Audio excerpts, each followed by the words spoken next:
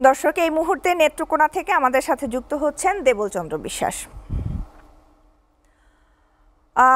সহকর্মী দেবল চন্দ্র দাস, নেত্রকোনা শহরে অটোরিকশার দৌরাত্ম্যের কারণে তো আমরা শুনেছি যে যানজট বেড়েছে এবং কালভার্ট ভেঙে যাওয়ার কারণে জনগণের যাতায়াতেরও সমস্যা হচ্ছে এবং জনগণের যাতায়াতে দুর্ভোগ সৃষ্টি হয়েছে। এতে প্রশাসন কি কোনো ধরনের ব্যবস্থা নিচ্ছেন না? প্রশাসন কি বলছেন?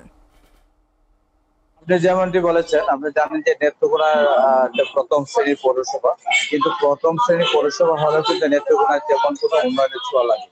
যদি আমি বলি যে বিভিন্ন যেমন রাস্তাঘাট আছে, রাস্তাঘাট বিভিন্ন এলাকায় কিন্তু এখনো কাঁচা রাস্তা রয়েছে যেগুলা পাকাকরণ করা হয়নি।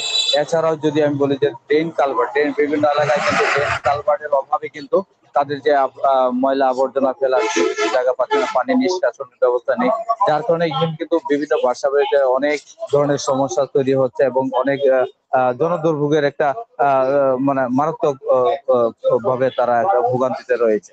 এছাড়াও আর সবচেয়ে বড় সমস্যা নেত্রকোনায় আপনার যে যানজট, এটা কিন্তু অটোরিকশা ব্যাপক হারে অটোরিকশা বাড়ার কারণে কিন্তু নেত্রকোনায় প্রতিনিয়তই যানজটে, আমি যেখানে দাঁড়িয়ে আছি এটা একটা প্রধান সড়ক, আর কিছুক্ষণ পরপরই কিন্তু এখানে আপনি যানজটের একটা মানে তৈরি হচ্ছে এবং এতে করে কিন্তু মানুষের মারাত্মক ভাবে একটা ভোগান্তি হচ্ছে। এই বিষয়টি নিয়ে প্রশাসনের সাথে আমরা কথা বলেছি, যে তারা যেটি বলেছেন যে এগুলো নিয়ন্ত্রণে পৌর কর্তৃপক্ষ যে রয়েছে, পৌর কর্তৃপক্ষকে তারা দায়িত্ব দিয়েছেন, এ বিষয়ে তারা কার্যকর পদক্ষেপ নিচ্ছে। এছাড়াও কিন্তু নেত্রকোনা শহরের বিভিন্ন পয়েন্টে কিন্তু যানজটের সৃষ্টি হয়, যেটা আপনার ট্রাফিক পুলিশের কিন্তু তেমন একটা আমরা লক্ষ্য করি নাই।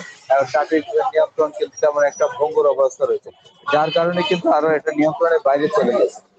এতে করে কিন্তু যানজটের ফলে কিন্তু নেত্রকোনা শহরে কিন্তু একটা মারাত্মক একটা দুর্ভোগের শিকার হচ্ছে। তো এই বিষয়টি প্রশাসনের কাছে সকলের কিন্তু একটা দাবি যে এটা দ্রুত নিরসনে তারা কার্যকরী পদক্ষেপ নেবে, এমনটি কিন্তু সাধারণ মানুষের প্রত্যাশা। তো আমার কাছে এই ছিল জনদুর্ভোগের সর্বশেষ পরিস্থিতি।